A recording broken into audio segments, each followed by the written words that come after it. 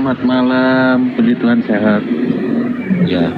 Silakan Bang Erik kalau mau bertanya tentang ketuhanan ke Bang Juma, mumpung ada waktu nih, sepuasnya silakan Bang Erik. Enggak gitu. Itu belajar namanya. Iya, Silakan jabarkan konsep ketuhanan Anda, nanti didiskusikan bareng-bareng gitu. Kalau dia bertanya, ya jatuhnya dia belajar. Dia harus memaparkan ketuhanan, konsep ketuhanan agamanya. Kalau dia bertanya, kayak Lina Wijaya dong, begitu dia ucap langsung diturunkan. Saudara Erik, jelaskan dulu konsep Tuhan dalam agama saudara yang Anda yakini hari ini. Habis itu saya jelaskan konsep ketuhanan dalam agama saya. Anda kemudian bertanya tentang konsepnya, saya juga bertanya tentang konsep Anda, kan gitu.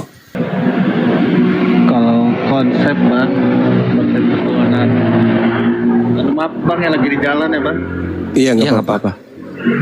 Kalau konsep ketuhanan kami gitu Bang, berat ya kita lebih ditekankan gitu. Kalau di gereja itu kita harus Trinitas itu Bang. Nah, Dipaksa lah kalau saya itu lebih kayak dipaksa kita harus mengakui Trinitas Bang. nah, Tapi saya sebenarnya di hati saya udah ragu Bang, nggak paham saya itu. nah. Itu intinya, itu cuma doktrin yang saya tahu mah doktrin Bang. Iya. Sekarang begini Abang. Kalau di dalam Islam itu kan jelas dikatakan Qul huwallahu ahad. Kami diminta untuk mengikrarkan persaksian sikap di dalam berkeyakinan. Sehingga setiap sendi-sendi keagamaan kami itu harus berpola. Ketika nuansa Tuhan, maka Islam kudu wajib tauhid. Apa itu? Mengesahkan pencipta langit dan bumi. Tidak boleh kemudian menyetarakan atau mengambil saingan-saingan untuk Tuhan. Tidak bisa menganggap Tuhan itu butuh Tuhan senior, butuh Tuhan junior, butuh Tuhan pendamping, butuh Tuhan cadangan. Itu menghinakan pencipta itu namanya. Maka di Islam itu adanya semurni-murni akidah dalam ilmu tauhid. Ketika dikatakan Tuhan itu satu, bukan kemudian mengambil satu lalu menambah dua, lalu menambah tiga, lalu memaksanya untuk menjadi satu, enggak. Tapi betul-betul mentauhidkan, artinya mengesahkan, artinya tidak ada ruang dalam pemikiran Islam dalam keadaan apapun dan cerita apapun, kondisi apapun, selama apapun untuk masuk ke dalam situasi Islam itu punya Tuhan lebih dari satu, apapun ceritanya. Apapun ceritanya. Terbalik dengan saudara Kristen. Kalau di dalam tradisi Yudaism, baiklah kami menciptakan manusia segambar dengan gambar kami. Orang Kristen merubah kata kami itu menjadi kita. Baiklah kita, padahal bukan kita di situ. Itu murni terjemah dari original teksnya.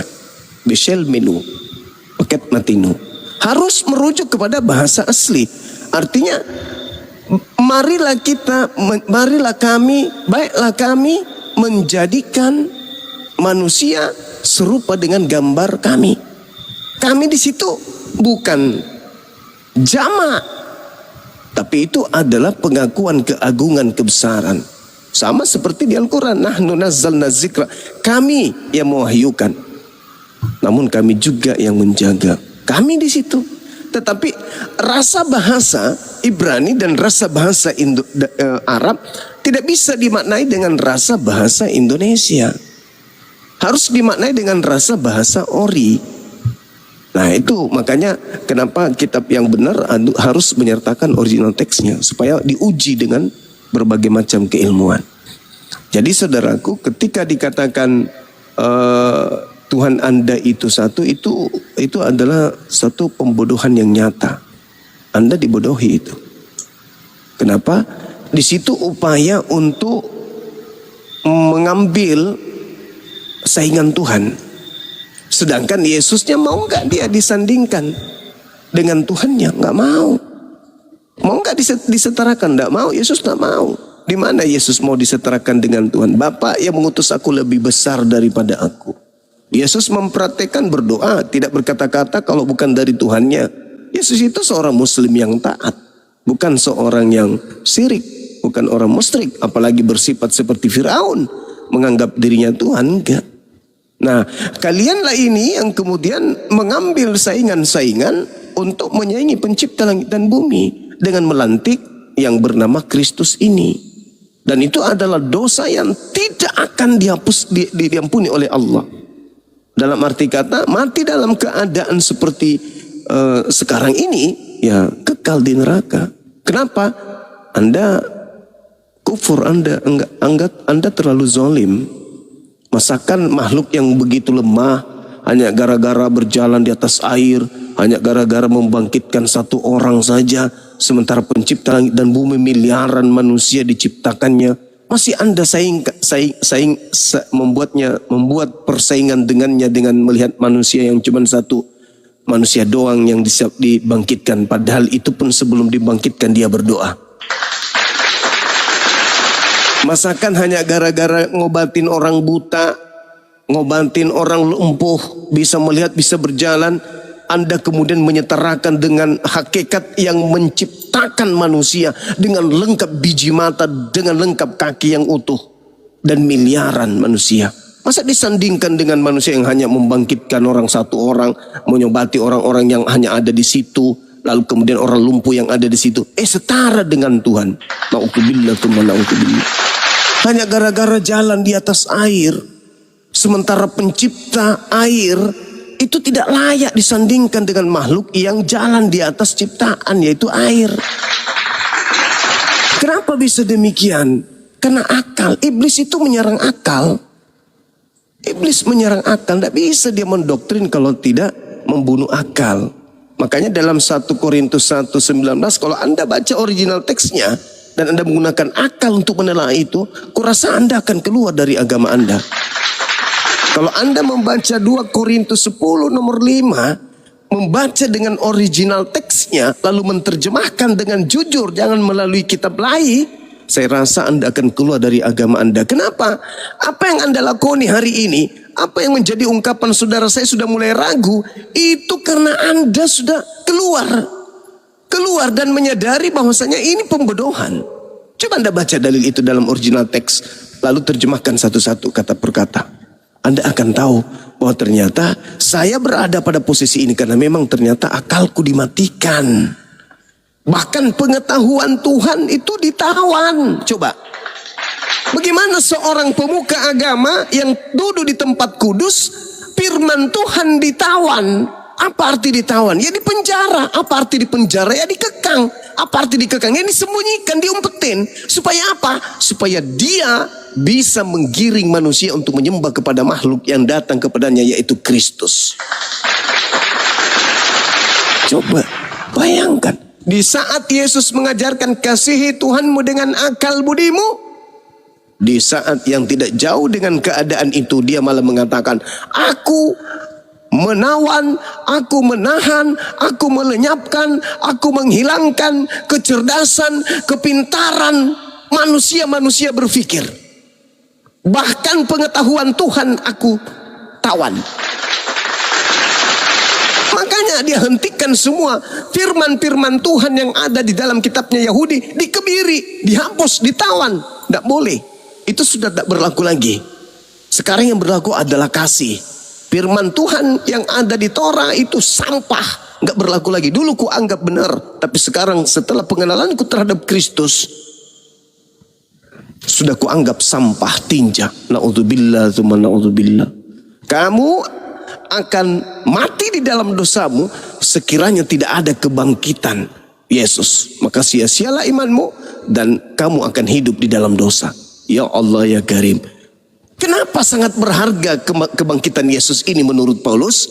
Karena dengan dia disalib, seluruh hukum Tuhan itu batal. Efesus 2:15. Sementara Yesus mengatakan, siapa yang membatalkan meskipun yang paling terkecil dari Taurat, menempati tempat terendah di langit, yaitu neraka.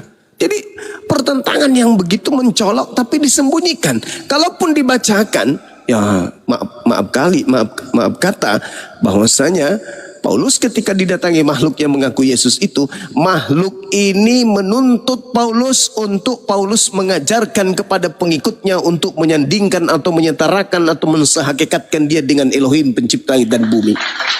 Itulah yang terjadi. Maka di dalam rumah sembahyang Anda itu ada Trinitas. Apa maksudnya itu? Kenapa dia dikatakan tiga dalam satu? Tiga pribadi satu hakikat. Apa maksudnya? Orang Kristen sedang melantik si burung merpati dan Yesus sehakikat, setara. Coba, dengan siapa? Dengan pencipta langit. Bukankah itu penghinaan? Bukankah itu penghinaan bagi Tuhan?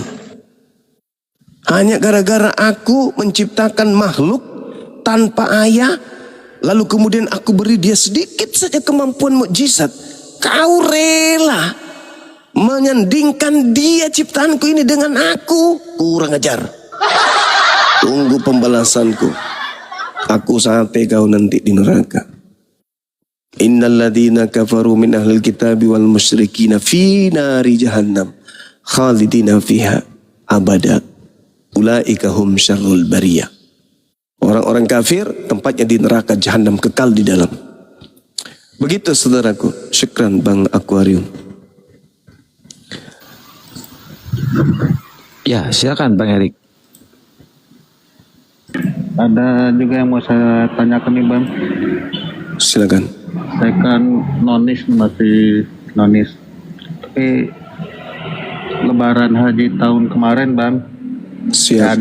ada rezeki sedikit gitu, saya ikut berkurban Bang. Wah, itu mengikuti perintah Yesus. Matius 8 nomor 4. Gimana?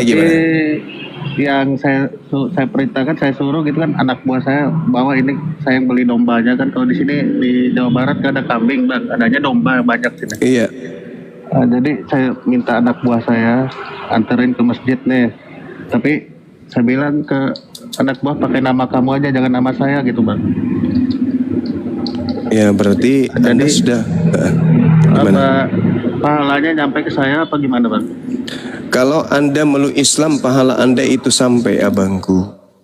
Karena Al-Quran mengatakan dalam surah An-Nur, situ dikatakan orang-orang kufur, amal-amal mereka adalah laksana fatamorgana di tanah yang datar, yang disangka air oleh orang-orang yang haus, tetapi bila didatanginya, air itu tidak didapatinya, melainkan sesuatu kehampaan.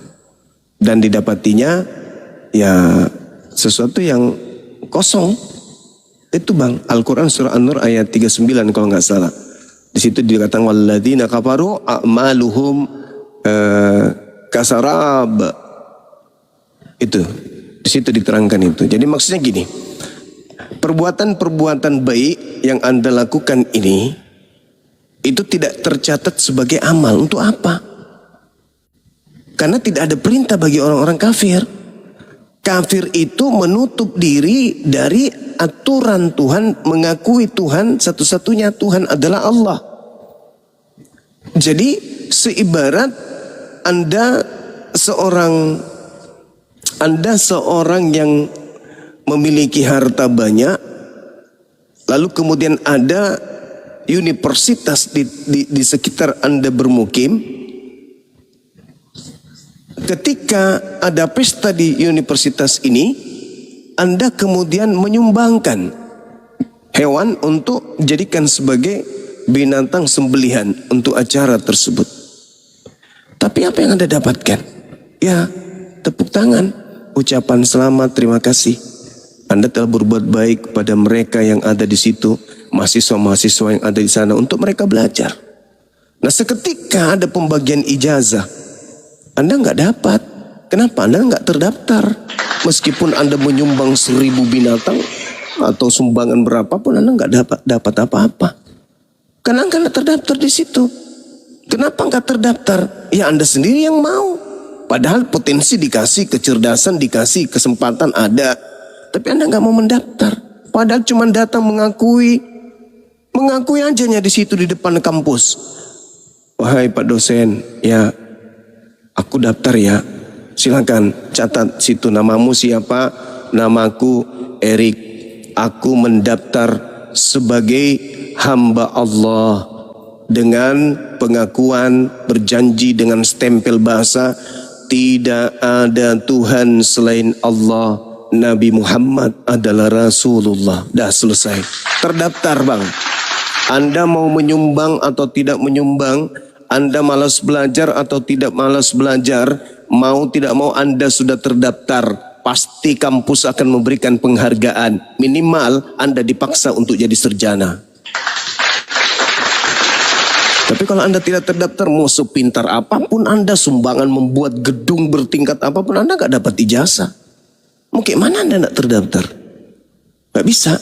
Nah itu dia. Akan tetapi,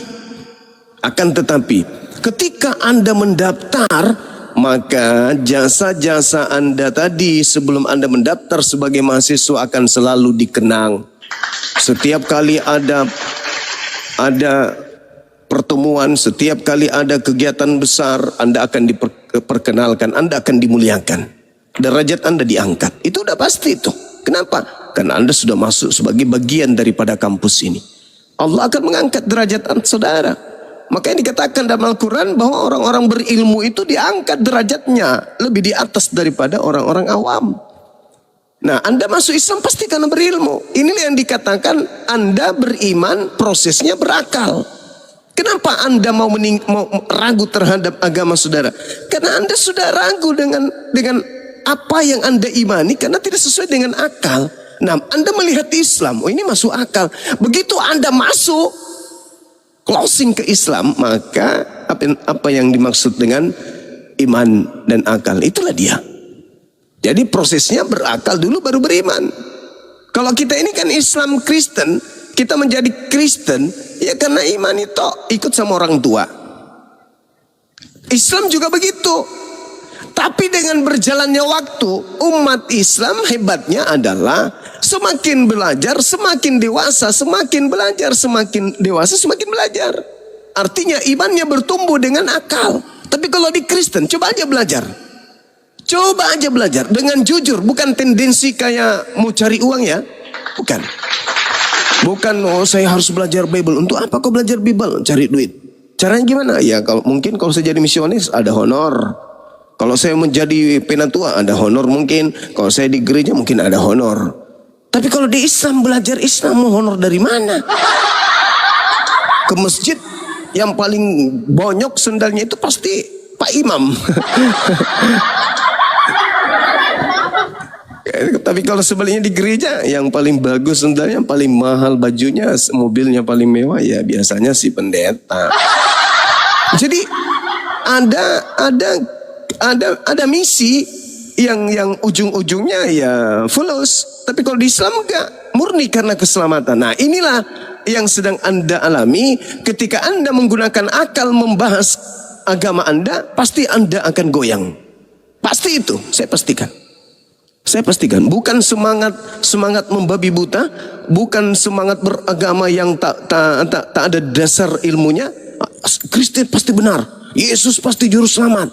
Pokoknya Paulus Rasul, pokoknya ya. Kalau cuma kayak begitu ya kambing juga bisa. Kenapa kambing itu mempertahankan kemudian makan rumput? Ya karena dalam hidupnya dia pasti mengatakan ya inilah makan yang paling nikmat di antara seluruh makanan. Makanya dikatakan Al-Quran ulaika hum syarrul bariyah.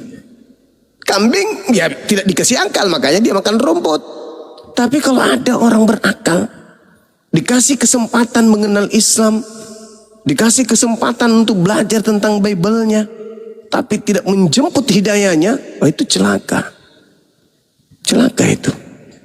Sekira begitu, Bung. Jadi kalau Anda menyumbangkan harta kepada orang-orang, ya bagaimana mau dihitung sebagai pahala yang akan kembali kepada Anda, sementara orang-orang kafir itu menyembah selain daripada Allah ya tempatnya di neraka. Masa di neraka Anda mau didatangkan palanya? Bang Erik, ini kan Anda di neraka nih. Dulu pernah Anda menyumbang ini mau diapain? Oh dibakar api. Jadi kalau untuk mendapatkan semua apa yang pernah Anda lakukan, ya solusinya adalah Islam. Karena Islam itu, abangku, Nabi Muhammad diutus itu untuk Anda. Ya ayuhan nas, wahai seluruh umat manusia, inni rasulullahi ilaikum jami'a. Sesungguhnya aku ini adalah utusan Tuhanmu kepada kalian semua. Tuhanmu cuma satu, bukan dua, bukan tiga. Dialah yang mengutus aku untukmu, untuk mengenal dia dan menyembah hanya dia. Jadi Nabi Muhammad itu bukan datang untuk satu kelompok. Tidak seperti Yesus, hanya untuk Bani Yakub. Tidak seperti Nabi Musa, hanya untuk Bani Yakub. Tapi ketika Nabi Muhammad, makanya agamanya disebut Islam. Islam itu damai sejahtera. Damai sejahtera itu untuk siapa saja. Tapi kalau dibilang Yahudi, ya untuk kaum Yahudi. Dibilang Kristen, ya Nasrani, ya hanya untuk orang-orang dari Nazaret. Begitu. Kalau dibilang Kristen pun, ya hanya pengikut Kristus. Tapi kalau damai sejahtera, ya siapapun di situ yang mau damai silakan masuk. Begitu saudaraku. Makanya tadi malam itu saya ada berapa menit, ada berapa jam, kayak 1 jam lebih saya diskusi dengan pendeta yang malu mengaku pendeta. Apa yang saya bahas semalam itu materi yang memang mereka harus, ya apa ya bilangnya, mereka harus mengakui bahwa Kristen pun, pendeta-pendeta pun tidak terlalu memahami data itu. Di dalam Yohanes 1 nomor 19 dan seterusnya, bagaimana di sana ada 3 yang ditunggu oleh orang Yahudi. Ini orang Yahudi loh yang menunggu. Apa yang ditunggu? Pertama Elia, yang kedua adalah Mesias, yang ketiga adalah Nabi yang akan datang. Nah, Nabi yang akan datang ini pendetanya keteteran. Siapa Nabi yang akan datang yang ditunggu? Di zaman Yesus orang menunggu Nabi yang akan datang. Nah, siapa Nabi yang akan datang? Yang ditunggu orang-orang yang ada di zaman Yesus. Mesias Yesus. Elia, Yohanes Pembaptis. Nah, Nabi yang akan datang ini siapa? Bingung dia, bingung. Langsung emosi, babak belur dia dibuat. Padahal tujuannya edukasi. Saya kira begitu kawan. Maaf kalau ada kata-kata yang kurang baik. Silakan. Silakan Bang Erik, dibuka mute-nya Bang.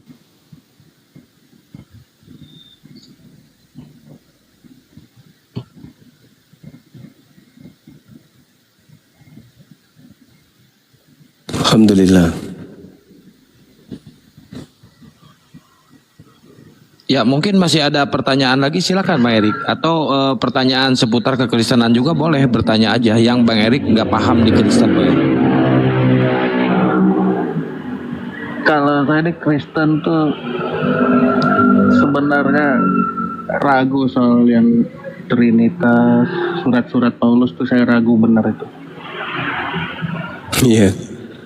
Kenapa yang jadi pertanyaan yang Bang Zuma mungkin lebih ngerti mungkin ya Bang Zuma ya. Gimana Bang? Kenapa di Alkitab itu lebih banyak surat Paulus dibandingkan firman Tuhan Yesus? Iya. Ini pertanyaan yang sangat menarik. Ada minimal 2 yang harus saudara pahami.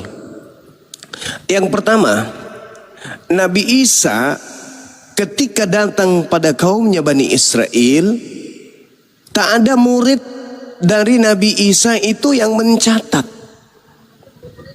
Tak ada.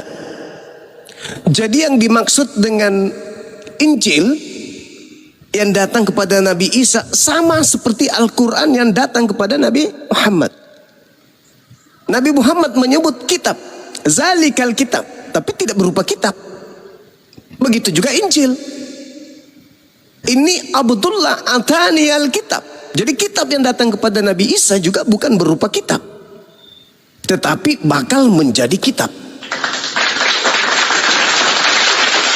Artinya apa? Ketika Nabi Isa mengajar Injil, hikmat kepada kaumnya, tak ada satu manusia pun yang menulis, tak ada satu manusia pun yang mencatat. proses pengajaran Yesus kepada kaumnya, kisi-kisinya diantaranya adalah waspadalah kepada penyesat yang datang kepada kalian mengatasnamakan namaku dan mengatakan aku adalah Kristus. Mereka akan menyesatkan banyak orang. Alhasil, apakah itu tergenapi? Tergenapi. Siapa itu Kristen ini? Kenapa harus Kristen? Nah, saya ceritakan. Bible, Lukas, Markus, Matius, Yohanes, ini bukan 4 kitab ini bukan murid Yesus yang nulis. Lukas sudah pasti bukan. Markus sudah pasti bukan. Matius, coba baca Matius 9 nomor 9. Itu bukti akurat bahwa penulis Matius bukan murid Yesus. Bagaimana dengan buku Yohanes? Buku Yohanes, baca Yohanes 21 nomor 24. Bukti bahwa buku Yohanes itu bukan penulisnya murid Yesus, anak Zebedeus. Jadi ini semua adalah orang lepas. Bahasa saya sering mengatakan mereka adalah wartawan lepas yang gemar menulis, suka menulis, hobi menulis, hobi melakukan penyelidikan, penelitian untuk membuat satu karya sastra. Sehingga apa yang mereka lakoni, mengumpulkan data-data, mencari kemudian orang-orang yang bisa menjadi sumber, lalu mereka catat. Bla bla bla bla bla bla bla bla bla bla. Nah, pertanyaannya muncul. Adakah Yesus memberikan legitimasi kepada para penulis? Tidak ada. Adakah Yesus melakukan pengesahan terhadap tulisan-tulisan mereka? Tak ada. Adakah Yesus menyebut buku-buku mereka sebagai acuan untuk belajar? Tak ada. Tak ada sama sekali. Adakah Yesus mengatakan pelajarilah Lukas, pelajarilah buku ini, buku ini? Enggak ada sama sekali. Apalagi surat Paulus. Jadi Yesus sama sekali tidak mengenal Kristen. Yesus sama sekali tidak mengenal kitab, saudara. 4 kitab kanonik Yesus tidak kenal. Apalagi surah-surah Paulus, 2 Petrus, kisah para rasul, itu semua tidak dikenal oleh Yesus.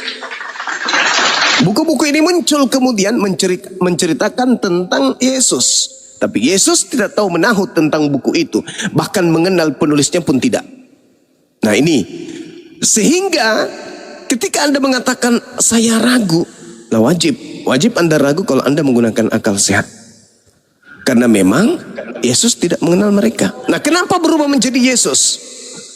Sebenarnya yang mereka katakan Yesus itu adalah Nabi Isa. Karena Nabi Isa lebih dulu datang, baru muncul Yesus di buku-buku yang mereka tuliskan untuk dibawa ke Roma Yunani, kemudian dijadikan sebagai kitab yang mereka anggap suci. Yesus mengenal enggak buku itu? Enggak. Nah ini celakanya. Bagaimana dengan Quran? Quran oleh Nabi Muhammad, lisannya langsung yang menyampaikan kepada para penghafal. Lisannya langsung Nabi Muhammad yang menyampaikan kepada mereka.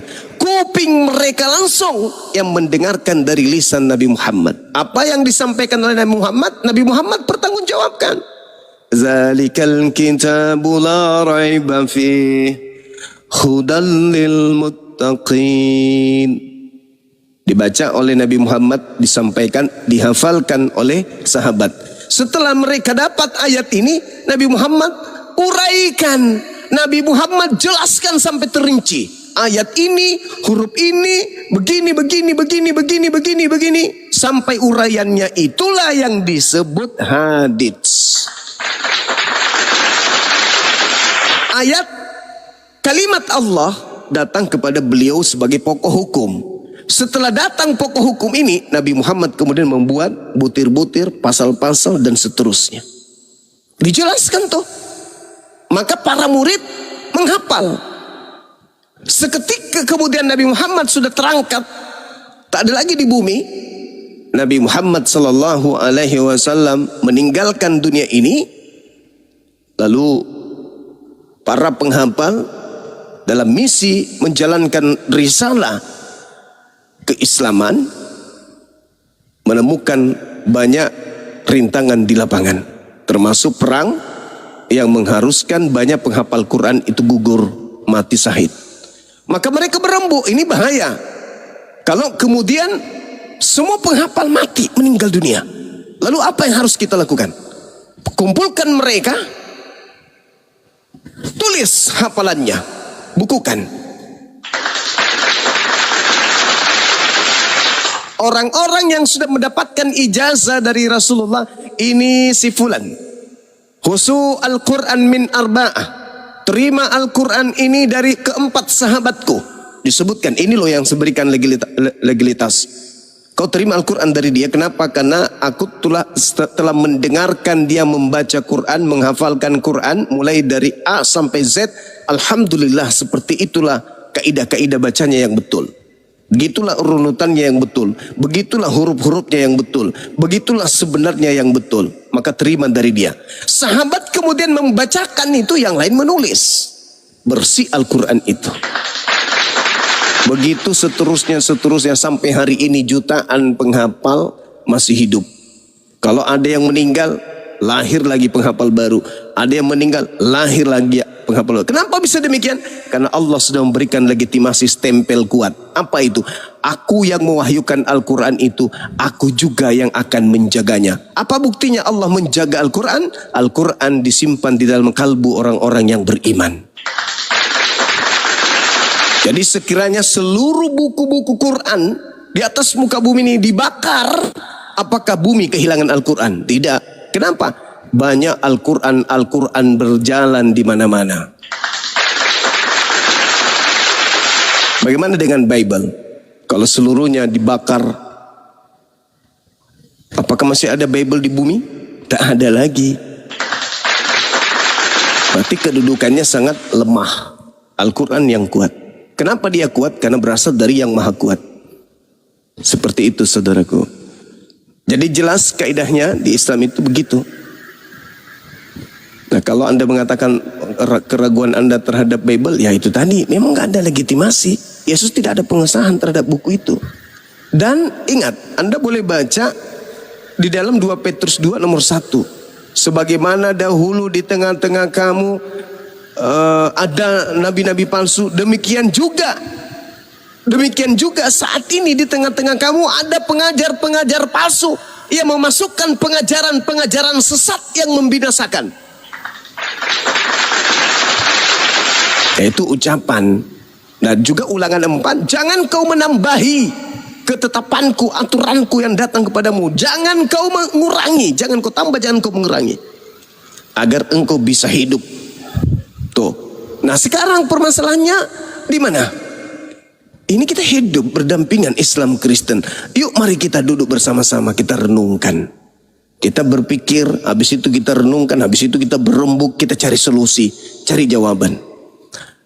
Orang-orang Yahudi punya kitab Tanak, Taurat, Nevi'im, Ketubim. Ini mereka sebut dengan kitab Tanak. Ada 3, Taurat ini ada 3. Maksudnya kitab Tanak ini ada 3. Nah, siapa yang mengambil kitab tersebut lalu memasukkan ajaran-ajaran asing ke dalamnya, itulah pengajar sesatnya. Apakah Islam atau otoritas gereja? Mengambil kitabnya orang Yahudi lalu menempelkan ajaran asing di dalamnya. Tuhan turun ke bumi, dibunuh manusia, lalu keluar dari kubur jadi Tuhan, bla bla bla bla bla bla bla bla bla bla bla. Itu siapa itu yang memasukkan kemudian ajaran asing masuk ke kitabnya orang Yahudi? Di mana kitab-kitab mereka ini adalah kitabullah. Ini adalah Alkitab yang berasal dari Allah, yang diwahyukan kepada Nabi Musa, Nabi Daud, nabi-nabi yang ada di tengah-tengah mereka, yang mereka imani sebagai nabi besar dan juga nabi kecil. Nah, siapa yang kemudian memasukkan ajaran asing? Yang disebut perjanjian baru. Itulah pengajaran-pengajaran asing yang ditambahkan masuk ke dalam kitabnya orang Yahudi. Na'udzubillah, tsumma na'udzubillah. Bagaimana dengan Al-Quran? Oh, sorry lah, Al-Quran bersih dari mengambil terjemahan kitabnya agama lain, dalam hal ini Yahudi, lalu memasukkan Al-Quran ke dalamnya. Oh sorry, Al-Quran kitab yang berdiri sendiri sebagai jalan yang meluruskan jalan para nabi yang dibengkokkan oleh orang-orang terdahulu. Itu fakta, itu real. Siapa yang memasukkan pengajaran asing ke dalam kitabnya agama Yahudi? Ya Kristen. Coba lihat bukunya tuh. Oh, ada perjanjian lama kitabnya Yahudi, kitab Kejadian, kitab Imamat, masih bagus tuh. Pengkhotbah, masih bagus kita baca. Daniel, masih bagus. Begitu lembaran berikutnya, wih, bersama-sama pada mulanya adalah firman bersama-sama dengan Allah. Firman itu adalah Allah dan firman itu telah menjadi daging. Menjadi daging si firman. Ini memasukkan ajaran-ajaran yang tidak relevan dengan kitabnya orang Yahudi. Kalaupun ingin memberikan penjelasan, ya jangan ditempel satu kitab dengan kitab-kitab karangan orang yang tidak dikenal. Itulah yang dimaksud. Demikian juga di tengah-tengahmu akan ada penyesat yang akan memasukkan pengajaran-pengajaran sesat yang membinasakan. Siapa pelakunya? Siapa yang menggenapi itu? Islam. Oh, mustahile. Satu-satunya kandidat ya Kristen, Cak Ayu. Demikian saudara, silakan.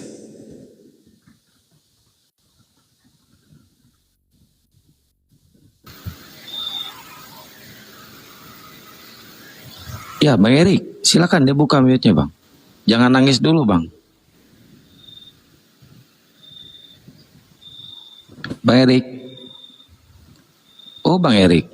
Tidur beliau. Nangis, terguncang dia. Ini ada anak surga. Salam, selamat malam anak surga. Anak surga. Surga nggak bisa masuk orang yang tidak suci. Tidak bersunat. Jangan ke masuk surga, masuk akal aja kagak. Nek. Iya dong. Iya, saya 52 tadi yang kubaca, 52 nomor 1, nggak boleh orang yang tidak bersunat, orang najis alias tamek masuk ke dalam Yerusalem baru, itu nggak boleh. Nggak boleh satu kawanan dengan Yahudi, orang-orang yang tidak bersunat, pemakan babi itu nggak boleh. Makanya inilah ya lanjut Bang. Bang Erik, silakan. Boleh ini nggak Bang? Siap. Saya suka dengar orang ngaji di masjid Iya. sebelum subuh tuh. Siap. Ngaji tahrim apa tarhim? Hah? Apa itu Bang? Tarahim, mungkin tarahiman itu maksudnya guru. Azan ini yang Sebelum azan, puji-pujian sebelum azan. Oh. Iya, Ustadz Miftah itu. Saya pengen dengar Bang Zuma ngaji itu. Ustadz Miftah, silakan Ustadz. Ya, banyak sih Bang Estrada itu, ya ada yang membaca Al-Quran, ada yang membaca sholawatan, ada contoh misalkan, mohon izin ya. Ya, Contoh silakan. misalkan ada yang seperti ini. Assalatu wassalamu alaik. Ada yang seperti itu, ada juga yang seperti ini Bang Erik. Maulaya salli wa sallim daiman abadan ala habibika khairi khalqi kullihimi wal habibul ladzi turja syafa'atuhu likulli haulim minal ahwali muqtahimi. Dan masih banyak macamnya, tergantung pesantrennya, tergantung majelisnya itu Bang Erik. Itu diantaranya. Ada yang ilahi lastu lil firdausi ahlan wala aqwa ala naril jahimi fahabalin taubatan waghfir dhunubi fa in innaka ghafirul dzambil azimi. Tapi kayaknya mungkin Gurunda kayaknya suara Gurunda mungkin lebih menggetarkan beliau. Silakan Gurunda.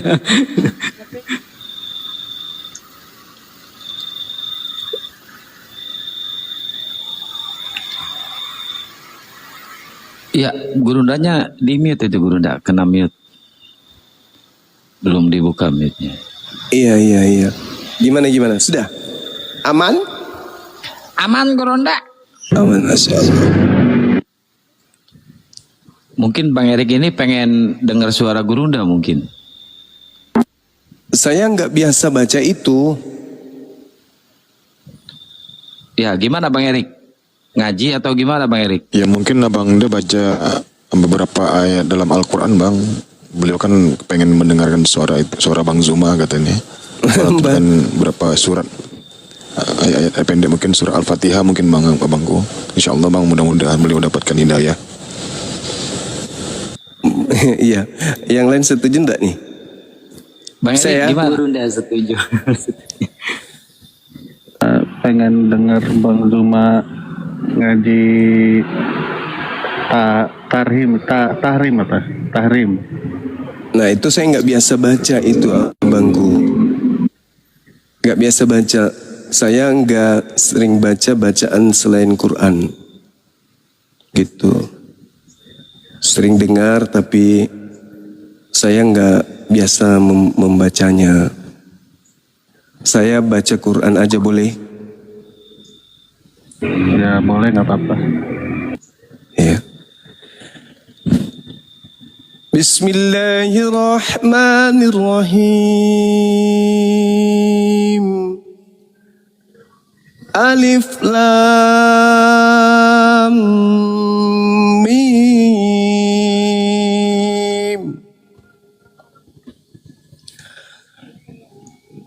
Allahu la ilaha illa huwal hayyul qayyum. Nazzala 'alaikal kitaba bil haqqi musaddiqan lima baina yadayhi wa anzalat tawrata wal injil.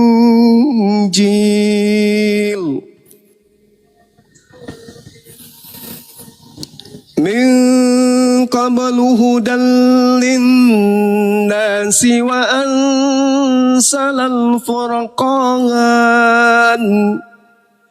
Innal ladhina kafaru bi ayatillahi lahum azabun syadid. Wallahu azizun zuntiqam.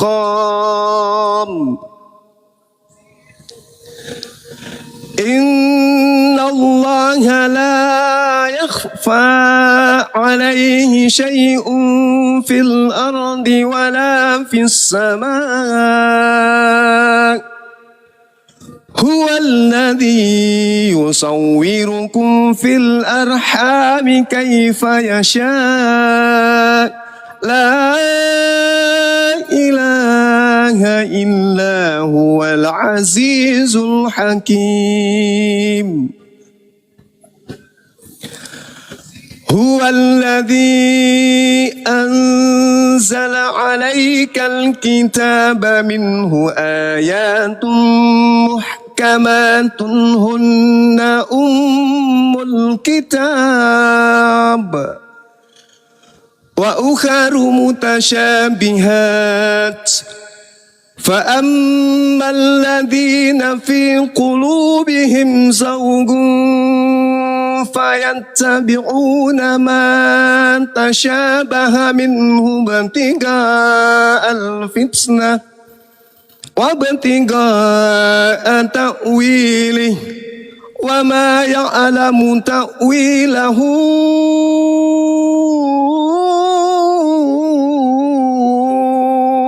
إلا الله والراسخون في العلم يقولون آمنا به كل من عند ربنا وما يذكر إلا أولو الألباب ربنا لا تزغ قلوبنا بعد إذ هديتنا وهب لنا من لدنك رحمة إنك أنت الوهاب ربنا إنك جامع الناس ليوم لا ريب فيه إن الله لا يخلف الميعاد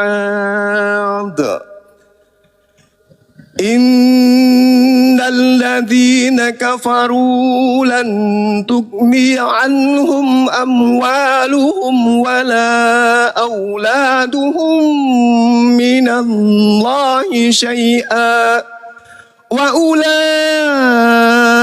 هم وقود النار كدأب آل فرعون والذين من قبلهم كذبوا بآياتنا فأخذهم الله بذنوبهم والله شديد العقاب قل للذين كفروا ستغلبون وتحشرون إلى جهنم وبئس المهاد قد كان لكم آية في فئتين التقتا فئة تقاتل في سبيل الله وأخرى كافرة يرونهم مثليهم رأي العين والله يؤيد بنصره من يشاء إن في ذلك لعبرة لأولي الأبصار صدق الله العظيم. Allah benar Allah dengan segala firman-Nya. Masya Allah. Silakan yang mau melanjutkan atau ingin mengomentari, silakan waktu dan tempat.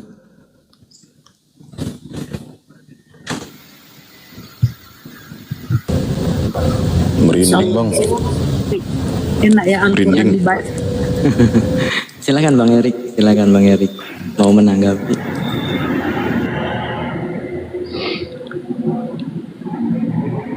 Kalau Bible, silakan Bang Erik. Kalau Bible, on Holocaust, apalah? Ya mungkin Bang Erik mau menanggapi dulu, Bang Erik. Mana tahu Bang Erik mau lanjutkan bacaannya.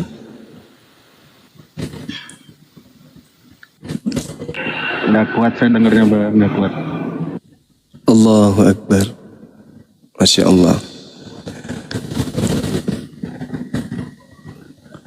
Ya itulah derajat ketinggian kalimatullah, kalimat Allah.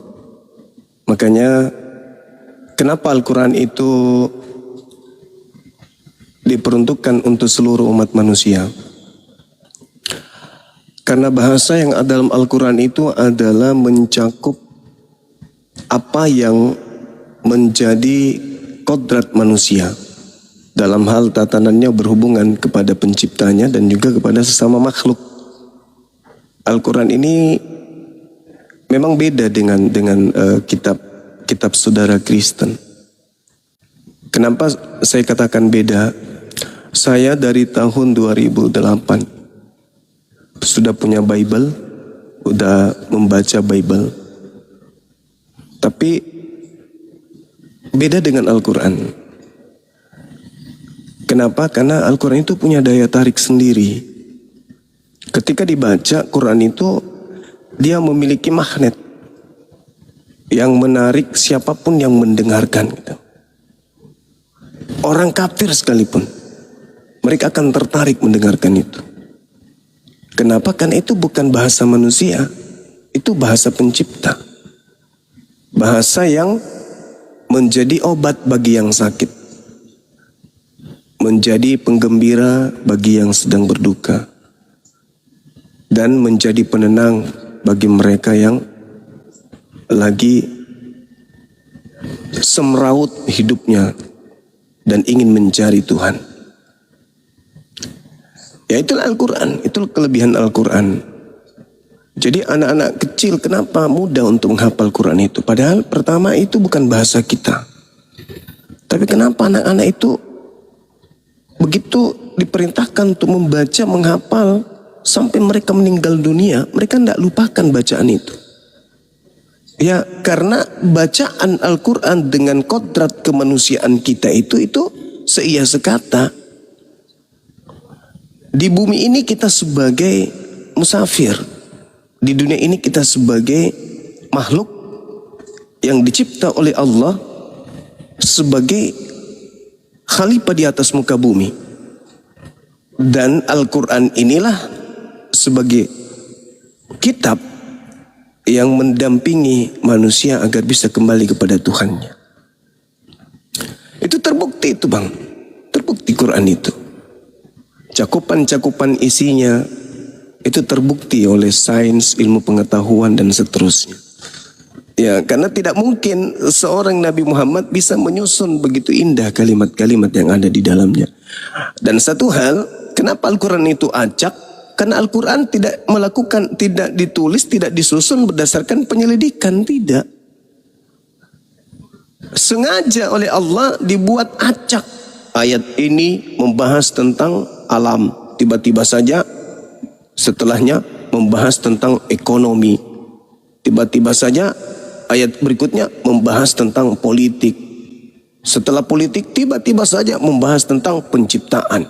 Belum selesai pembahasan penciptaan, tiba-tiba membahas tentang kisah. Diacak. Kenapa?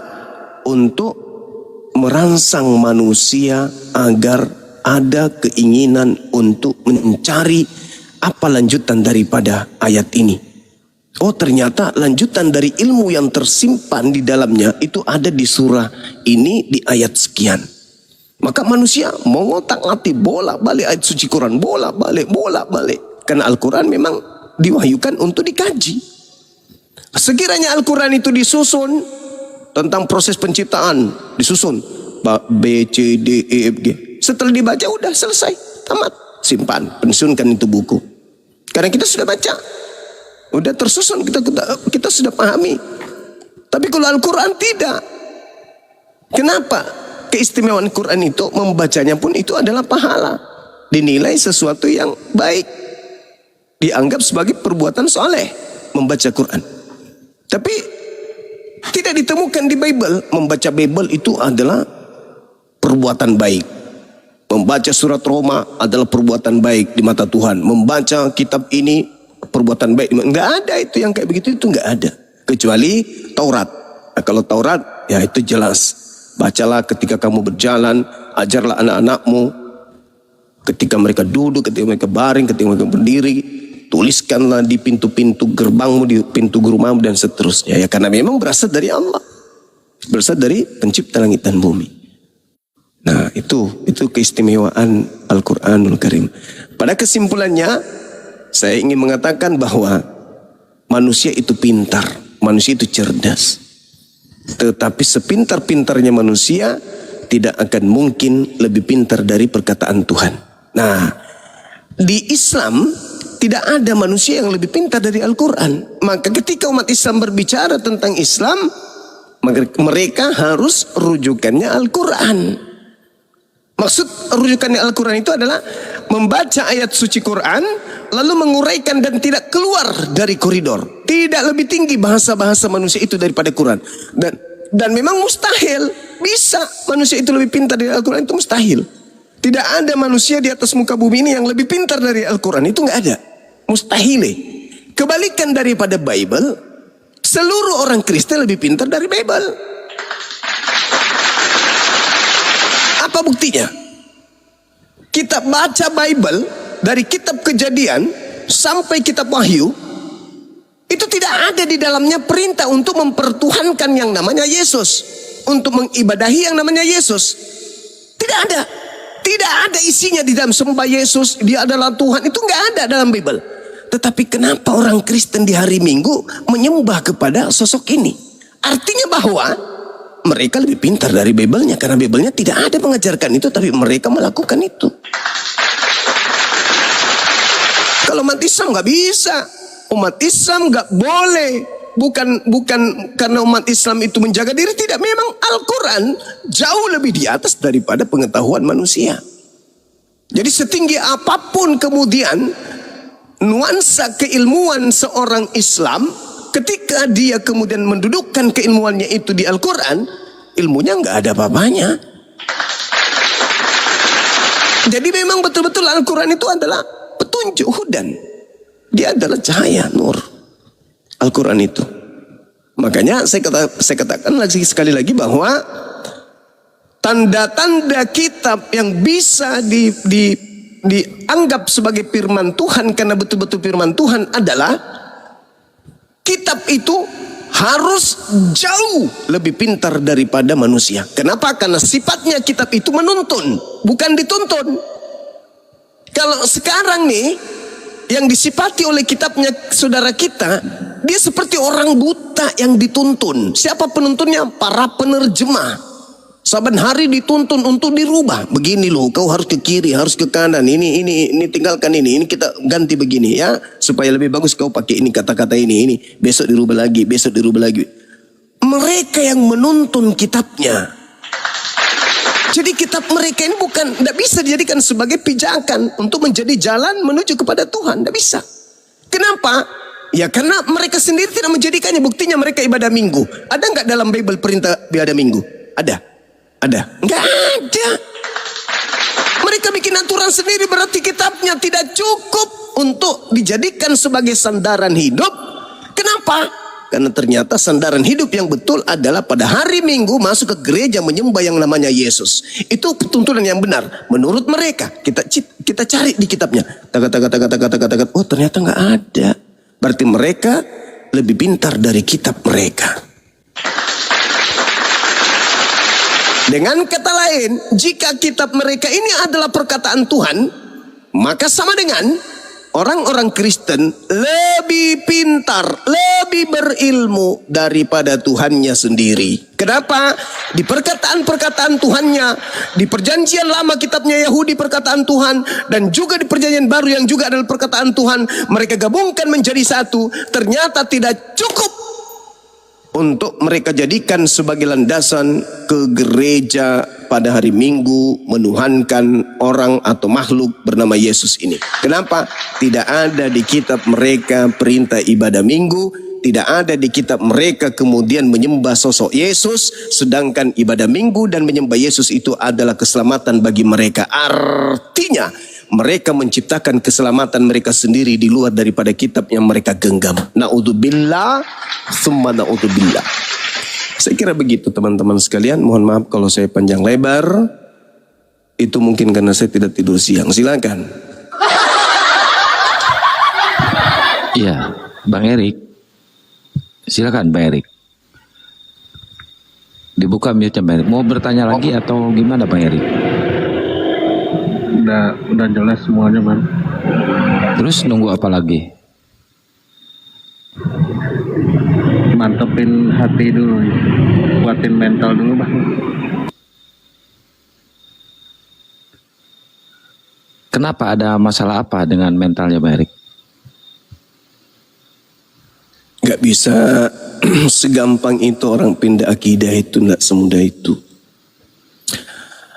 Memang butuh kekuatan, apalagi sudah menjadi Kristen dari sejak lahir. Memang gak mudah, butuh proses.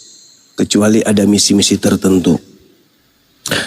Kalau orang itu karena hidayah Allah, memang butuh waktu Mereka harus berpikir, mereka harus merenung, mereka harus apa istilahnya itu ya, benar-benar harus menentukan ritme di mana mereka harus bersyahadat. Itu kalau murni karena ilmu. Tapi kalau karena ikut-ikutan, karena ingin tenar, ingin ya orang tidak beres, istilahnya cuman mau cari kesempatan aja, maka mereka dengan mudah begitu naik satu kali di komal, dengarkan orang ngaji, aduh udah syahadatkan aku, itu mencurigakan tuh.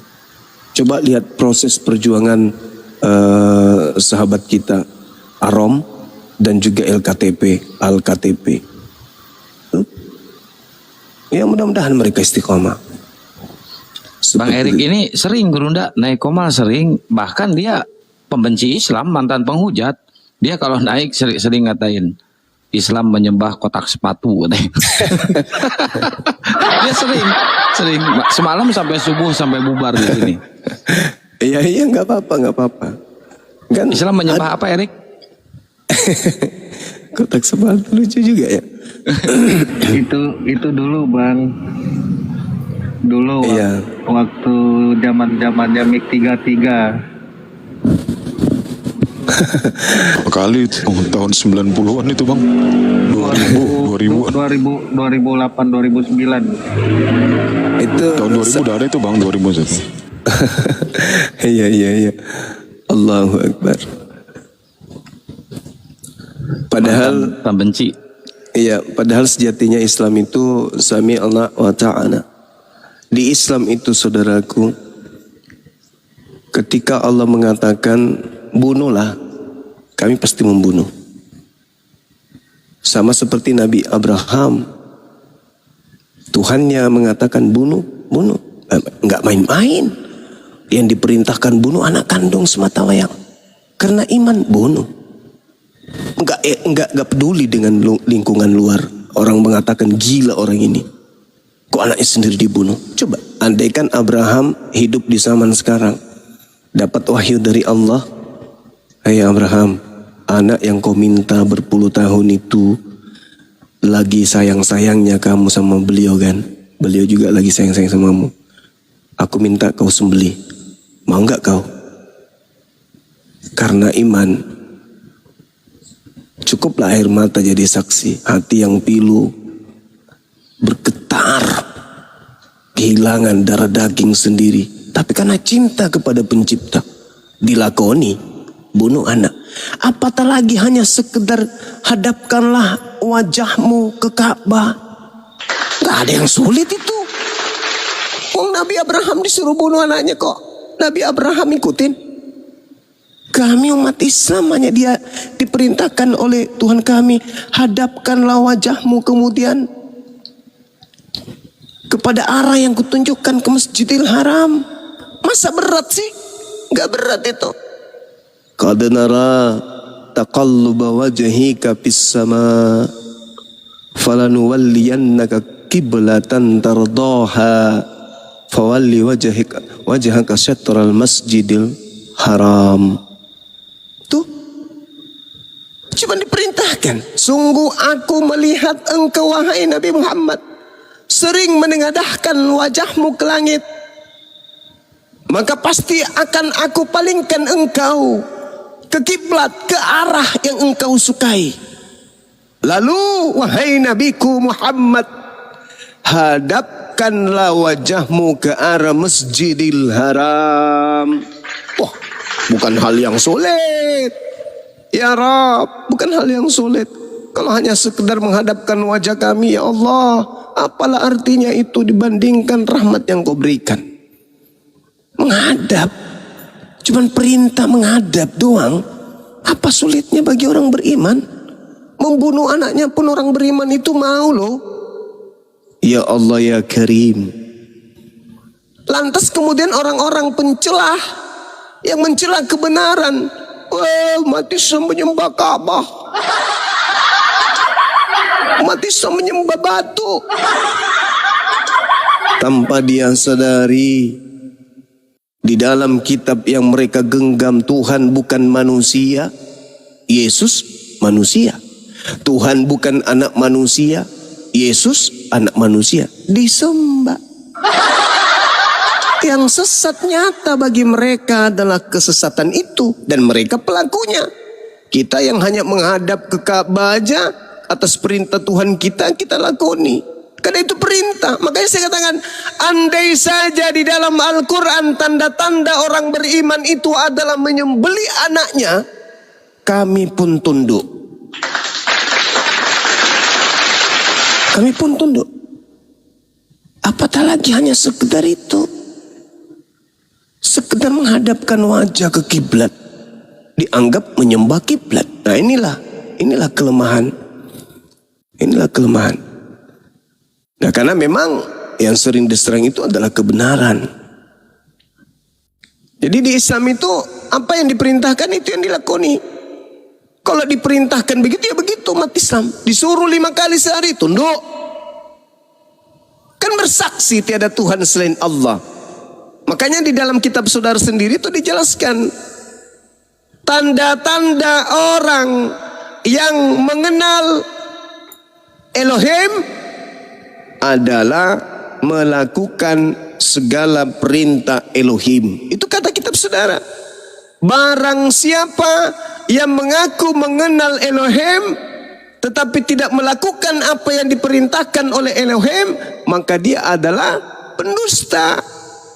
Barang siapa yang mengatakan aku bersaksi tiada Tuhan selain Allah, tetapi pas faktanya dia tidak beribadah menyembah kepada Allah, pendusta. Asyhadu alla ilaha illallah, aku bersaksi tiada Tuhan selain Allah. Ada panggilan Allahu Akbar, Allahu Akbar, Allahu Akbar, Allahu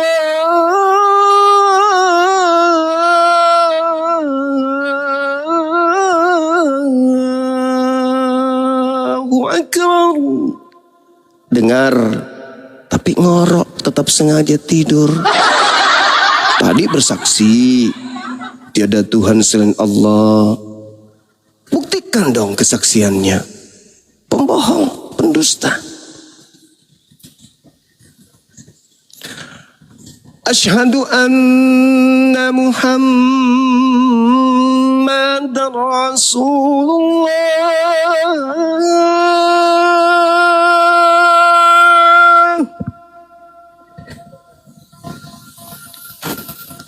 Asyhadu anna Muhammadar Rasulullah.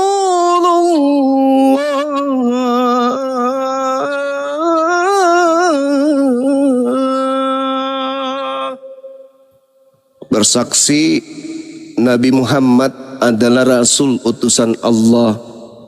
Rasulullah mengatakan, sallu kama ra'aitumuni usolli. Orang sholat malah putar musik di dalam kamar, kunci kamar. Dipanggil pura-pura tak mendengar. Bohong. Nah, inilah yang diterangkan di dalam 1 Yohanes 2. Inilah tanda bahwa kita mengenal Allah, yaitu jikalau kita menuruti perintah-perintahnya. Barang siapa berkata aku mengenal Allah tetapi dia tidak menuruti perintah Allah, dia adalah seorang pendusta dan di dalam dirinya tidak ada kebenaran. 1 Yohanes 2 nomor 3. Hidup kekal itu adalah mereka mengenal Engkau satu-satunya Tuhan yang benar. Tanda-tandanya melakukan segala apa yang diperintahkan olehmu, itulah bukti bahwa mereka mengenalmu. Orang Kristen melakukan enggak? Orang dilarang nyembah selain dirinya kok malah nyembah anak orang. Enggak kenal Tuhan, enggak kenal Elohim. Elohim mengajarkan sunatkan kulubmu, malah pelihara kulit kulub, tidak mengenal Elohim. Elohim mengajarkan kemudian kuduskan hari Sabtu, merubahnya menjadi hari Kiriaki, penyembah dewa matahari. artinya tidak mengenal. Maka di dalam 1 Yohanes 2 dikatakan, inilah tandanya bahwa kita mengenal Allah, yaitu jikalau kita menuruti perintah-perintah Allah. Barang siapa di antara kita mengaku mengenal Allah, tetapi kita tidak menuruti perintah Allah, maka dia adalah seorang pendusta, dan di dalam dirinya tidak ada kebenaran. Kristenlah itu. Kristenlah itu. Kami mengenal Allah, kami mengenal Bapa. Ada bapak ngajarin kau nyembah Yesus rupanya? Tak ada. Ada bapak ngajarin kau ke gereja? Nggak ada juga. Ada bapak ngajarin kau makan babi? Tak ada juga. Ada bapak ngajarin kau supaya merasulkan Paulus? Tak ada. Ada bapak mengajarkan kau supaya kau mengkitabkan perjanjian baru itu? Nggak ada. Surah-surah Paulus? Nggak ada. Terus ngapa ngaku-ngaku sebagai anak Tuhan pewaris surga? Pendusta, kata 1 Yohanes 2, dan di dalamnya tidak ada kebenaran. Coba lihat umat Islam itu. Hayya 'alas shalah. Umat Islam apapun kegiatannya yang beriman, wudu, tinggalkan pekerjaan, hajj, bismillah, beranjak untuk sholat. Itu baru tanda orang mengenal Tuhannya. Ini, wah, umat Islam tak bertuhan. Mana Tuhan lu? Lah, kalau kami gak bertuhan, kami gak ibadah, kami gak sholat, kami gak menyembah. Gak mungkin, kami bukan orang bodoh. Menyembah kehampaan, gak bisa, gak ada itu. Kami tahu, kami mengenal Tuhan kami. Justru kalau pertanyaan ini dibalik kepada kalian, apakah kalian mengenal Yesus? Pasti kalang kabut. Apa? Mana? Yesus yang mana yang kau kenal? Yang dari Cina sipit matanya, dari Afrika keribu, bola matanya, kulitnya hitam kayak Bang Zuma. Nah, terus kalau dari Jepang, besar perutnya kayak Pak Bom Bom, pusarnya keluar kayak bola kasti. Yang mana? Yang mana Tuhan kau yang benar? Yang mana? Yang mana? Kau kenal? Dia sudah jadi manusia. Masa kau tidak kenal? Kami, Tuhan kami nggak jadi manusia. Karena nggak mungkin, mustahil Tuhan kami hina. Karena Tuhan kami maha suci, Tuhan kami maha tinggi. Mustahil itu. Lalu, kenapa kau menyembahnya kalau kau tidak melihatnya? Wes, jangan salah. Tuhanku meliputi alam semesta.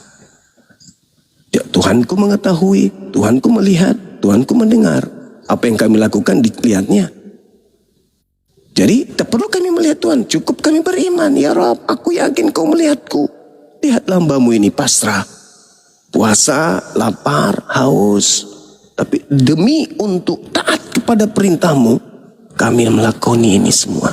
Masih ngantuk, tiba-tiba ada panggilan.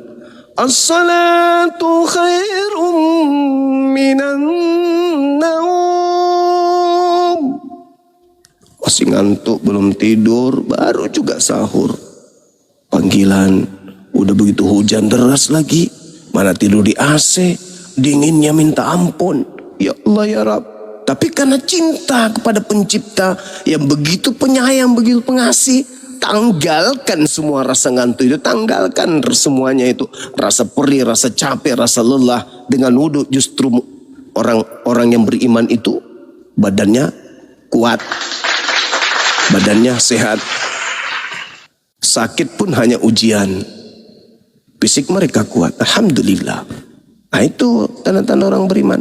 1 Yohanes 2 itu adalah implementasi dari pengakuan Yesus. Yohanes 17 nomor 3. Hidup kekal itu adalah mereka mengenal Engkau, satu-satunya Tuhan yang benar. Tanda-tanda orang yang mengenal Engkau, bahwa Engkau adalah satu-satunya Tuhan, tidak menduakanmu dengan Yesus, tidak menduakanmu dengan Roh Kudus. Kapan ada yang masih menyembah kepada yang namanya Yesus, masih menyembah kepada yang namanya Roh Kudus, berarti dia tidak mengenal Engkau sebagai satu-satunya Tuhan. Itu sama seperti Pak Bom Bom. Tuhan kita satu. Siapa namanya Bom Bom? Bapak Yesus Roh Kudus. Wah, singkatnya, wah, nggak bisa ketahuan, tetap terdeteksi. Siapa coba ulang? Bapak Anak Roh Kudus. Apa? Coba siapa nama Tuhanmu yang saat itu? Bapak Anak Roh Kudus. Pelan-pelan. Bapak Anak Roh Kudus. Yang pelan lagi. Bapak Anak Roh Kudus. Nah, itu cara bom-bom tuh mengatakan Tuhannya satu. Siapa Tuhanmu yang saat itu namanya siapa bom-bom? Bapak Anak Roh Kudus. Ulang coba. Bapak Anak Roh Kudus. Udahlah kau semua. Cari koin kau. Kata dia gitu. Aku tanya sekali lagi bom-bom. Nama Tuhanmu yang satu itu namanya siapa? Kalau sebut Yesus, Yesus bukan Bapak. Kau sebut Bapak, Bapak bukan Yesus. Kau sebut Roh Kudus bukan Yesus, Yesus bukan Roh Kudus. Gimana ceritanya? Coba kau sebut nama Tuhanmu itu yang satu-satunya itu. Bapak Anak Roh Kudus. Kalau kita, nama Tuhanmu yang Maha Esa itu siapa? Allah. Bom? Coba kau sebutkan nama Tuhanmu yang satu katanya. Siapa namanya? Bapak. Oh. Kalau Yesus itu firman-Nya jadi manusia. Ini di lain waktu ditanya. Nama Tuhanmu yang satu itu siapa? Yesus. Terus Bapak? Sang Sumber. Pak Bom paling jago. Terus Roh Kudus. Oh, itu adalah Roh itu kan, Bapak itu kan Roh. Sehingga dia mengutus Roh Kudus untuk membimbing kita. Oh gitu, tapi tiga-tiganya adalah satu. Lah, anak Maria gimana? Oh, itu sisi manusianya. Terus sisi Tuhannya mana? Ya rohnya. Terus ketika dia ketakutan, apakah jasadnya saja? Ya iya. Wow, kalau begitu coba di mana ada berita telah terjadi kebakaran di Pasar Senen, 3 mayat melarikan diri. Ada nggak kayak gitu? Nggak ada. Karena tubuh tanpa roh, tubuh itu tidak merasakan takut. Justru jasad ini bertemu dengan roh, jasad jadi ikut-ikutan takut. Malah jasad itu yang keringat dingin. Sejatinya yang takut itu roh. Begitu saudaraku bom-bom. Saya kira begitu teman-teman sekalian. Kalau ada lagi saudara kita Kristen dinaikkan, kita biar diskusi untuk edukasi. Ini cuma candaan doang. Silakan. Ya, ini anak surga ini dibuka mute-nya anak surga. Anak surga, silakan dibuka mute-nya. Kok anak surga? Anak surga dari mana anak surga? Anak surga kok nggak pernah perintah Tuhan diikutin, nggak pernah nyembah Tuhan, malah nyembah ciptaan Tuhan. Gimana jadi anak surga? Anak cilakan. Kabur. Anak domba pala. Terpelanting dia. Masya Allah ya. Ya, dinaikin yang Kristennya, moderator. Aku bukan moderator. Mbak Erik, mungkin ada yang mau ditanyakan lagi?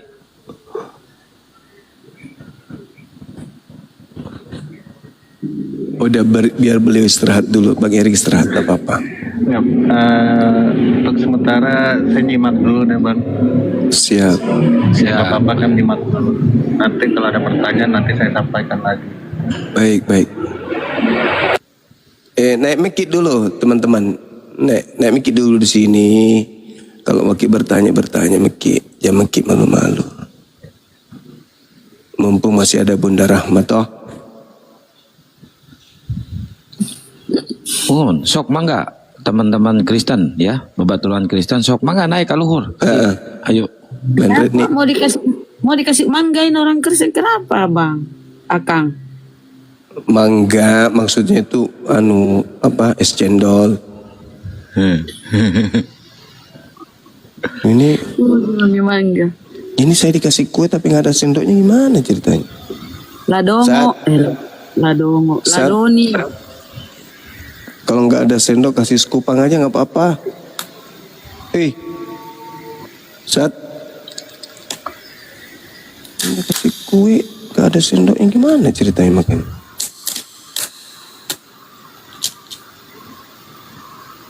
Gimana ini? Ya, yang Kristen silakan naik dulu, yang Kristen silakan. Yang Muslim jangan minta multi dulu ya, nanti nggak ada slot buat Kristen.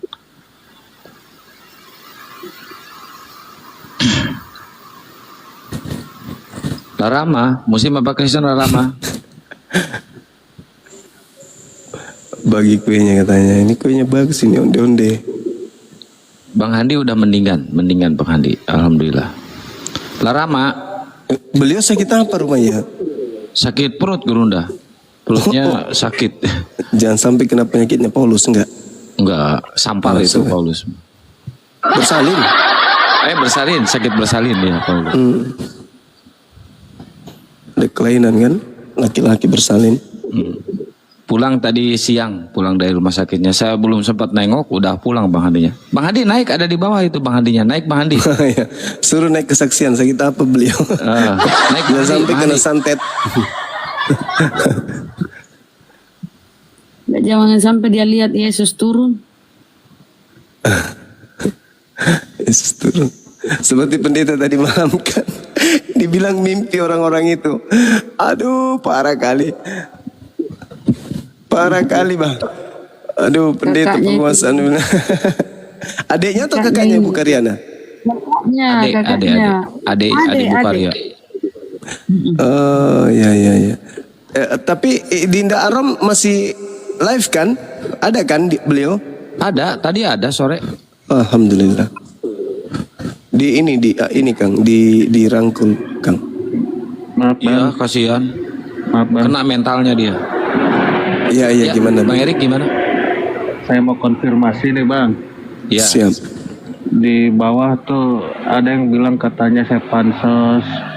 Oh, itu orang Kristen itu. Ada yang bilang biarin. saya udah Islam dari dulu. Ya. Mungkin karena lihat PT saya bang, PT saya kan ada PT Palestina ya bang ya. Iya, nggak apa-apa, nggak masalah pun, biarin Jadi aja. takutnya orang mereka tuh nganggap saya Islam dari dulu, katanya dari kecil saya Islam. Padahal saya udah pernah ngomong, saya ragu dengan apa yang saya pahami itu sejak tahun 2022 bang. Berarti sudah 4 tahun saya bimbang gitu. Iya. Wajar kalau mulai agak-agak bau-bau Islam kan, itu wajarnya itu. Ya. Karena pergaulan juga di sini kan banyak orang Islamnya bang ya. Iya. Anak buah saya yang kerja di sini semuanya orang Islam. Oh gitu. Masya Allah.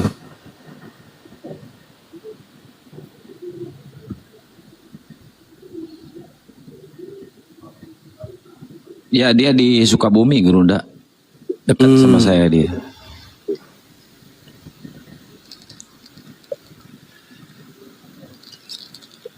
Syukurlah.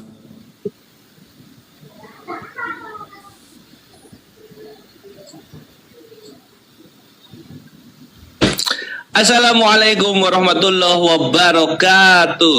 Waalaikumsalam warahmatullahi wabarakatuh. Waalaikumsalam. Kemana aja Gurunda? Kok nggak ada dialog siang-siang? Aku? Kata siapa? Iya, iya Gurunda. Kok siang-siang nggak ada dialog? Masa sih? Ada di Oh ada ya. Berarti aku masih tidur. Maaf Gurunda. Kebanyakan ibadah diri lo. Aduh, nyindirnya nyelekit.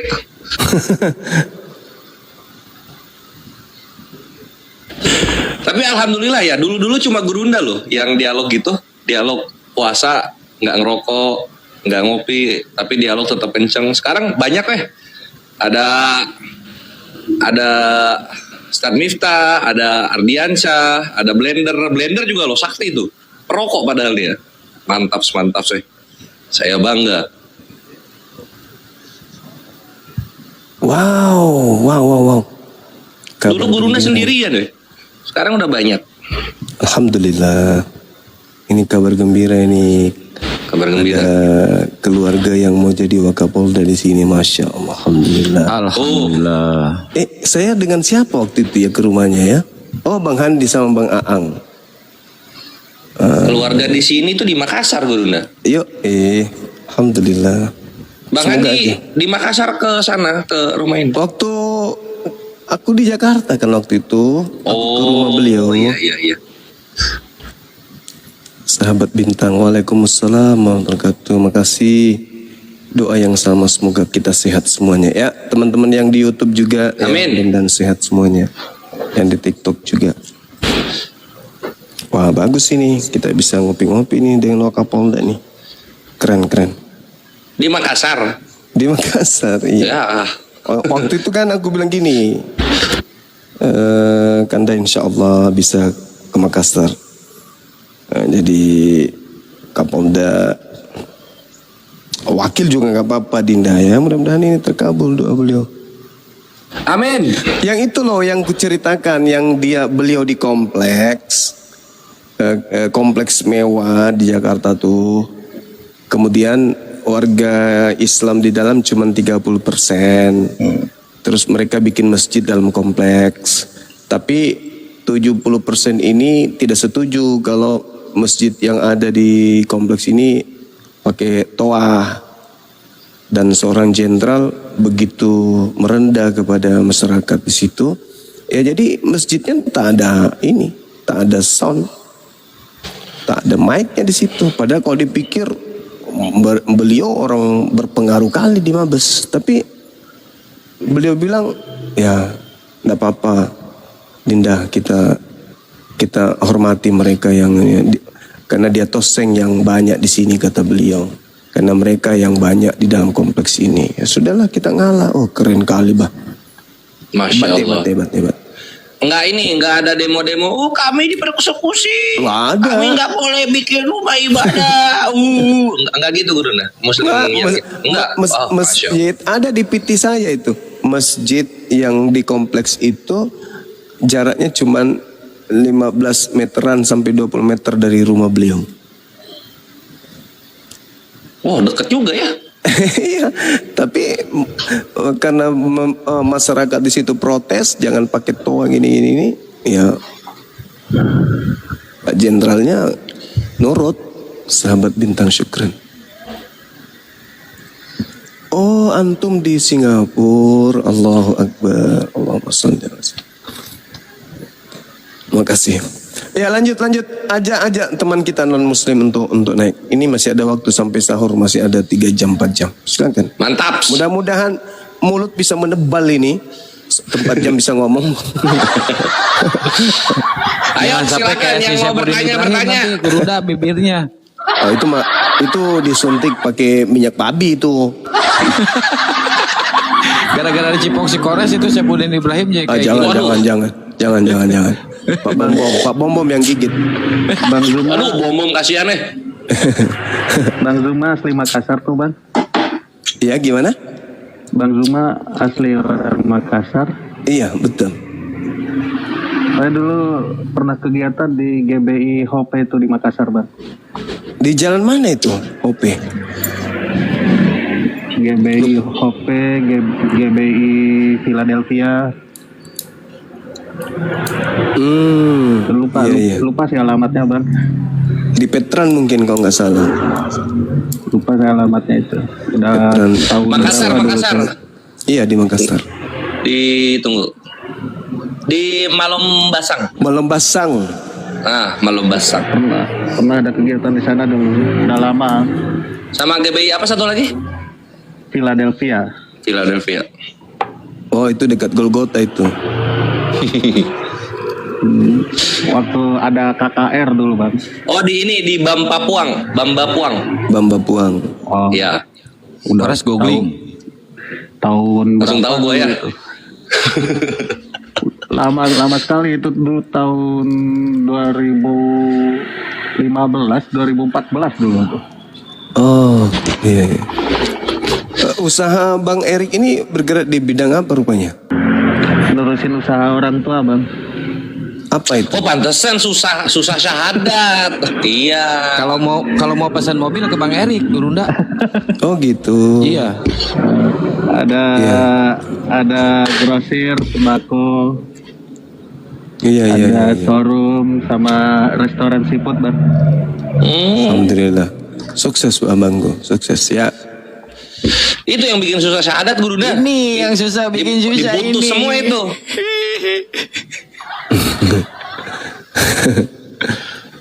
Emang dapat berapa penghasilannya kalau udah gajian? Apa namanya itu? Pokoknya kalau udah tutup buku. Omset. Omset Iya. laba. Jangan omsetnya, maksudnya yang Eri dapat dari semua. Kita kan bantu orang tua, Bang, jadi nggak ada gaji tetap. Sahabatku Izzi barakallahu fiik. Oh. Insyaallah. Kalau omset ya di grosiran ini lumayan, Bang. Sehari itu bisa tembus 70 juta, kadang 100. Sehari? Iya. Sehari 70 juta, kadang 100. Nah, iya, Bang. Oh lu orang kaya berarti. Give. Ya, yang kaya orang tua, Bang, bukan saya, Bang. Calon berarti ya. Dia tiap tahun kurban, Res. Oh gitu? Oh alhamdulillah. Belum, baru sekali. Tahun kemarin, Bang. Tapi Tiap kan tahun sekarang harus korban tiap tahun. perasaan.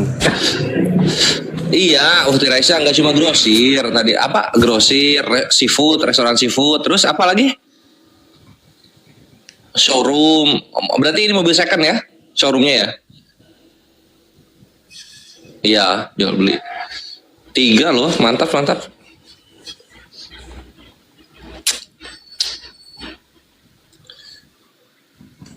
Itulah yang apa? Tantangan terakhir mualaf tuh. Makanya kalau mualaf kalau orang kafir miskin masuk Islam gampang dia. Kalau nggak miskin kaya banget. Nah, itu gampang masuk Islam tuh. Tapi kalau di tengah-tengah susah dia. Biasanya sombong. Iya, udah sombong susah ya.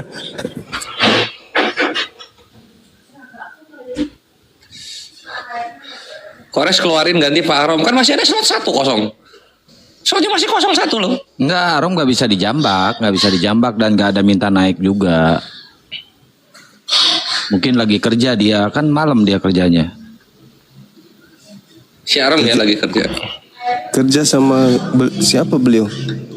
Nggak tahu kemarin tuh sama siapa ya, nggak cerita sama siapa. Udah kerja dia. Udah Pas kerja. begitu dipecat di gereja langsung kerja.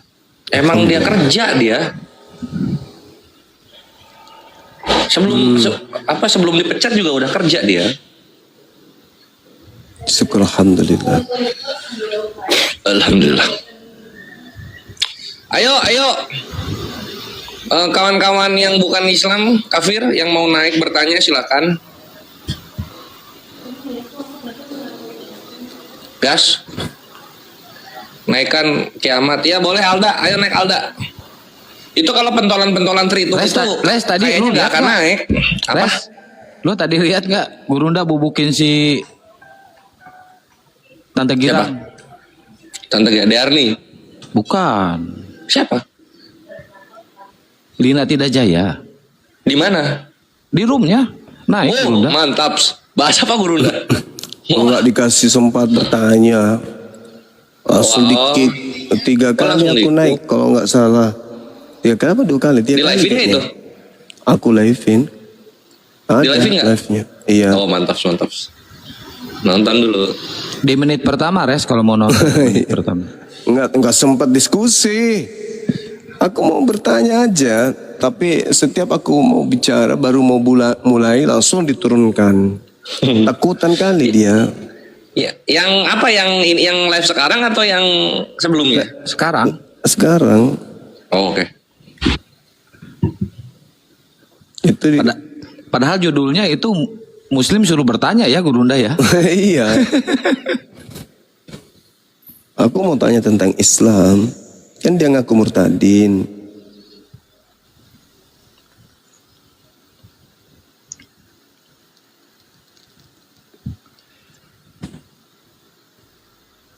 Gimana demo terkait B2 di Medan ini? Udah aman kan ya? Alhamdulillah. Udah aman bang. Memang Udah aman. dicabut. Tapi kemarin dicabut bang. Oh gitu. Cabut. Iya, kemarin tuh sempat aduh Dia panik dia ya. macet Ini. total, luar biasa gara-gara belai babi macet total bang Kota Medan. Oh udah jadi demonya babi itu. jadi gara-gara itulah macet total. Akhirnya Anjir, dicabut lah. demo babi jilid 2. Kocak kan. Ketakutan Gurunda ini, takut Gurunda bahas kasusnya itu, makanya langsung diturunin dia. Kayaknya gak dikasih kesempatan ngomong. Apa itu? Iya, kalau kayak gitu ya jangan bikin judul Islam bertanya. Gurunda baru buka mulut udah gemetar lutut. Lina.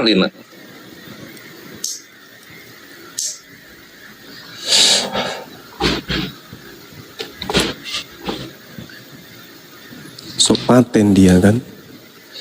Belum Gurunda belum. Nanti juga Dia emang cari yang awam bang. Kalau yang sering-sering kalau yang apologet emang dia nggak berani menaikkan. Saya pun sering kali kena kick sama dia. Oh gitu. Iya bang. Berarti penyakitnya memang dari dulu begitu ya. Pikir udah berubah. nggak akan berubah Gurunda. Udah lemak babi di otaknya susah. Sudah mendarah daging berarti. Iya. Ya Ayunda. Namanya cewek, Oh, fotonya foto cowok ngerokok. ya selamat malam bang. Assalamualaikum. Waalaikumsalam. Waalaikumsalam warahmatullahi. Salam. Sehat abang-abangku. Sehat. Sehat. Lelah dan tampan seperti biasa. Tetap semangat lah berjuang untuk agama kita kan. Amin. Iya bang, insya Allah. Gini Gurunda, ada sedikit yang mau saya tanya terkait ibadah bulan puasa ini tadi kan.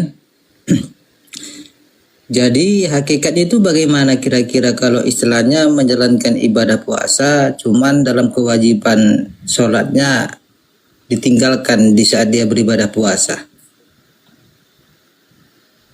Gimana itu ya? Apa alasannya tinggalkan sholat?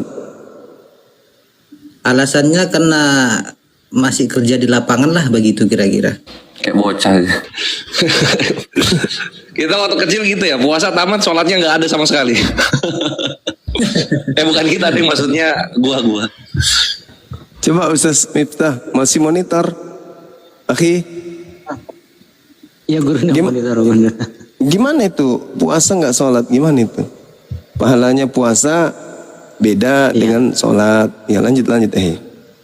Ya mohon izin Gurunda. Seperti yang kita tahu di dalam Islam itu ada yang namanya rukun. Dan rukunnya itu ada 5, syahadat, sholat, zakat, puasa, dan haji bagi yang mampu. Dan sholat ini adalah salah satu rukun. Bahkan disebut dengan tiangnya agama. As-sholatu imaduddin. Tentu ketika kita meninggalkan kewajiban adalah sebuah dosa besar. Karena yang namanya wajib dalam hukum fikih itu adalah ketika mengerjakannya mendapatkan pahala, ketika meninggalkannya adalah mendapatkan dosa.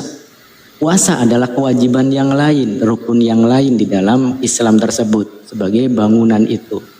Nah, apakah ketika kita berpuasa kemudian tidak sholat itu puasanya sah? Sah. Untuk puasa tetap sah kalau memenuhi, artinya tidak membatalkan seperti halnya makan dan minum. Tetapi hukum tidak sholat tetap dosa walaupun puasanya itu adalah sah. Jadi tetap saja.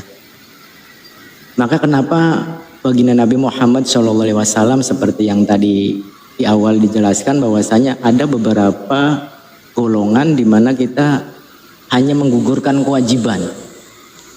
Ketika kita berpuasa hanya mendapatkan lapar dan juga dahaga. Kam min sha'imin laisa lahu min syiyami illa al-ju' wal 'atsh. Jadi banyak orang yang berpuasa tetapi mereka tidak mendapatkan apa-apa dari puasanya tersebut. Namun hanya mendapatkan rasa lapar dan juga dahaga. Kurang lebih seperti itu singkatnya Gurunda. Jadi kewajiban tetap kewajiban, sholat. Bahkan yang penting ini semua penting ya. Tapi yang menjadi bangunan, sebuah bangunan kokoh ini tentu adalah tiangnya. Sedangkan sholat adalah tiangnya agama. Bahkan amalan yang membuat baik, seluruh amalan yang lain adalah dari sholatnya. Bahkan amalan yang pertama dihisab itu juga sholat.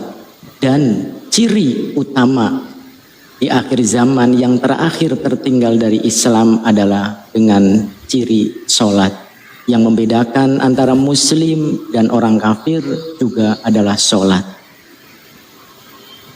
Kadang-kadang kita seringkali kebalik-balik. Contoh misalkan sholat tarawih. Padahal sholat tarawih hukumnya sunnah. Namun orang ketika bulan Ramadan berduyun-duyun begitu ini kiroh tentang sholat tarawih, tapi justru sholat 5 waktunya malah ditinggalkan. Walaupun itu tetap bagus, tetap lebih baik daripada tidak sholat sama sekali, ya kan? Itu, walaupun itu tetap, tapi artinya yang mesti kita bangun dan ditanamkan dalam akidah kita adalah sholat itu adalah tiang agama. Kita bisa bayangkan sebuah bangunan ketika tiang itu rapuh, maka akan runtuhlah bangunan tersebut, jadi berantakan. Jadi sebagai nasihat buat diri pribadi, jangan tinggalkanlah sholat, apapun keadaannya. Bahkan saking berharganya sholat, waktu pun sangat berharga. Maka di dalam kajian tafsir, kenapa dalam ayat inna sholata kanat alal mu'minina kitaban mauquta, di situ saking berharganya disiplin waktu sholat. Ketika kita dalam kondisi darurat, jauh dari majelis, jauh dari surau, musola, langgar maupun masjid, ketika misalkan ada di tengah-tengah pesawahan, maka untuk menghargai waktu sholat tersebut, kita sholat dengan apa adanya. Wudu dengan pakaian seadanya, walaupun mungkin agak kotor atau apa. Kemudian sampai di rumah kita ulangi sholat itu, saking berharganya disiplin waktu sholat, lebih-lebih sholat itu sendiri. Wallahu a'lam bimuradi. Masya Allah, syukran Ustadz.